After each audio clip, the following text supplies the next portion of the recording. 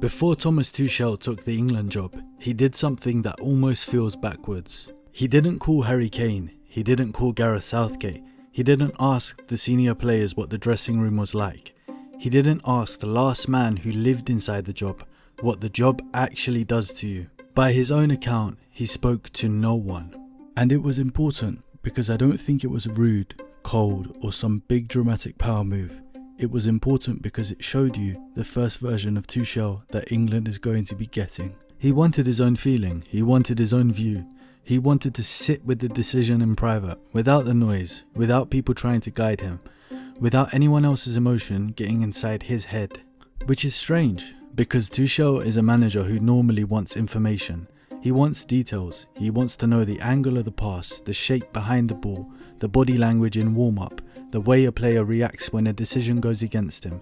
He wants the full picture.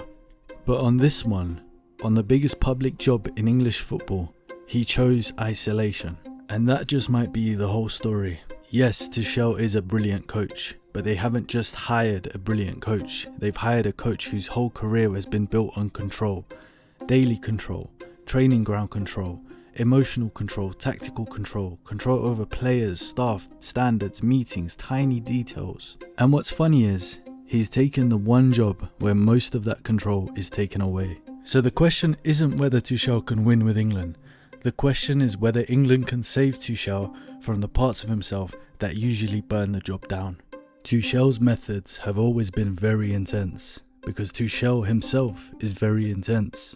He wasn't a great player, he was a defender, limited by most accounts, not someone who could dominate a game with speed or power.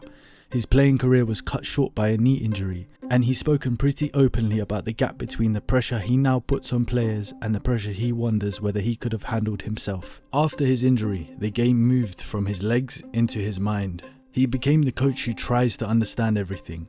Not just the big things, not just formations, not just who plays where, the daily work, the little patterns, the habits, the emotional tells, the way someone carries himself when the session gets hard. He's talked about watching behaviour almost as much as football detail.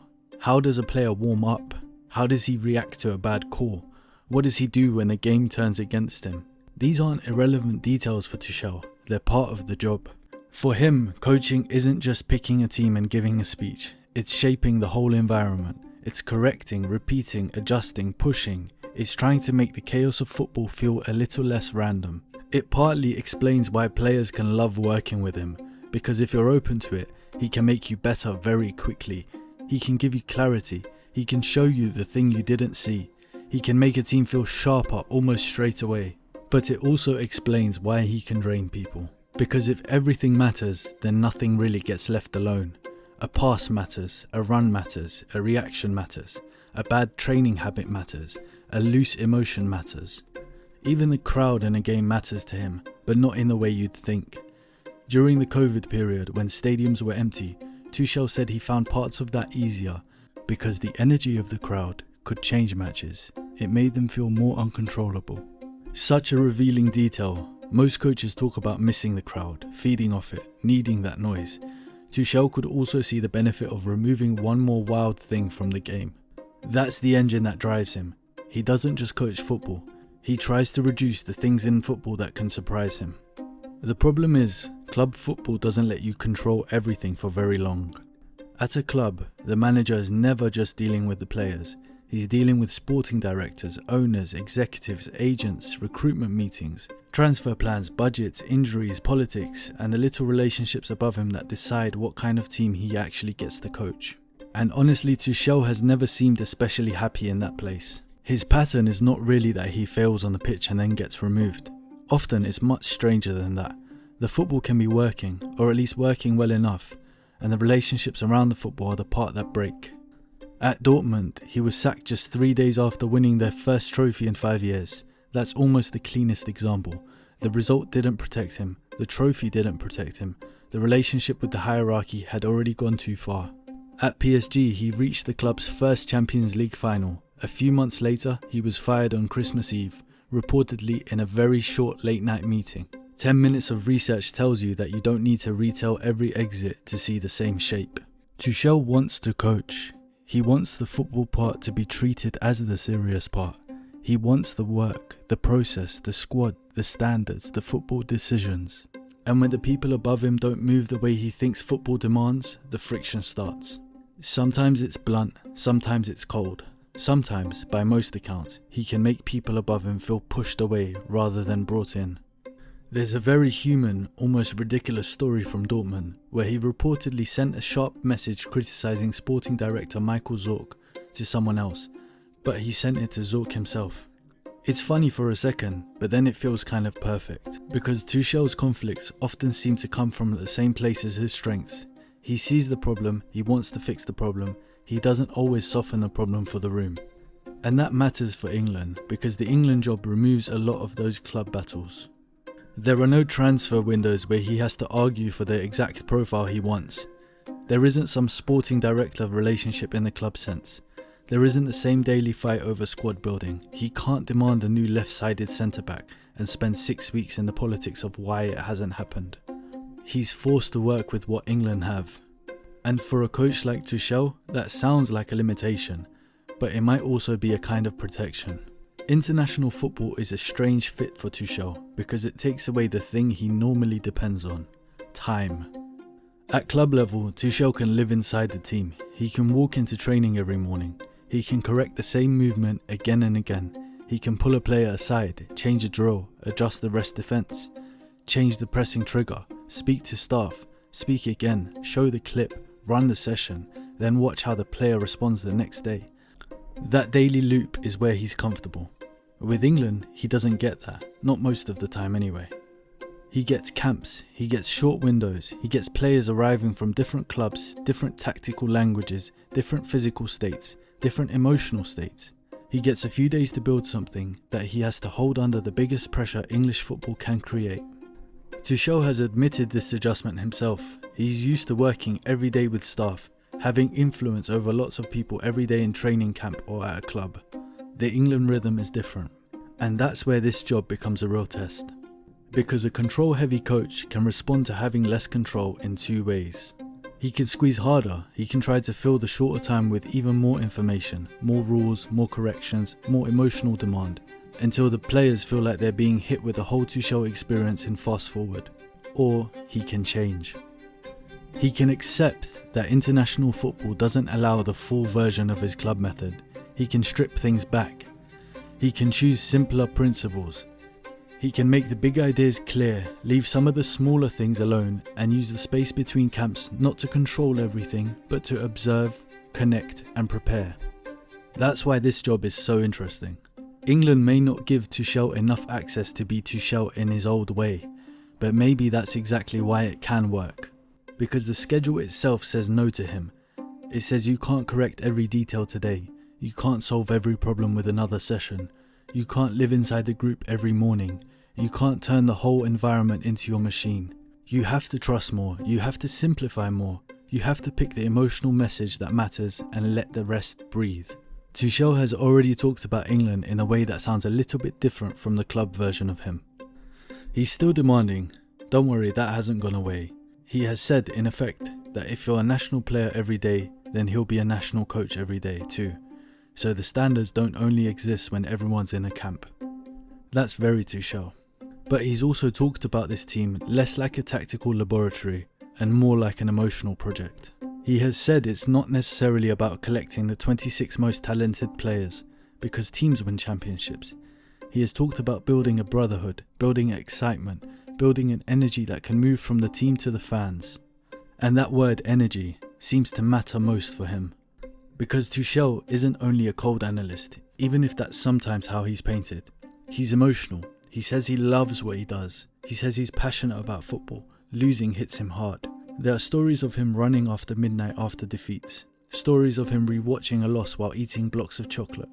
Stories of sabbaticals and coping rituals and attempt to find a way to live with the pressure. He's turned to things like Ayurveda, yoga and meditation. I could paint a picture of an eccentric man if you wanted, but really it points to something simple. The job gets to him, and he's a man who looks for ways to manage it. There's a chance that England might give that emotion a cleaner direction. At a club, his intensity can spill into transfer fights, power struggles, dressing room fatigue, daily corrections and the politics of being around the same people all the time.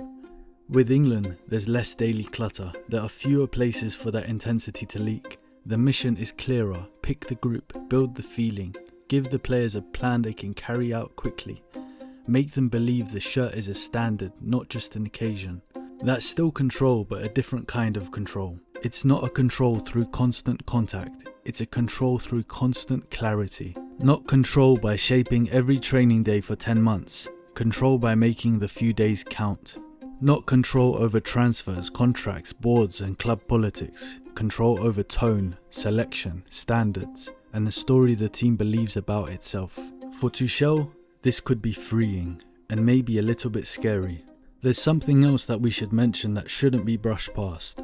Tuchel is only the third foreign manager of England and the first German, so from the first day, the appointment carried a kind of tension that an England coach wouldn't have had to carry.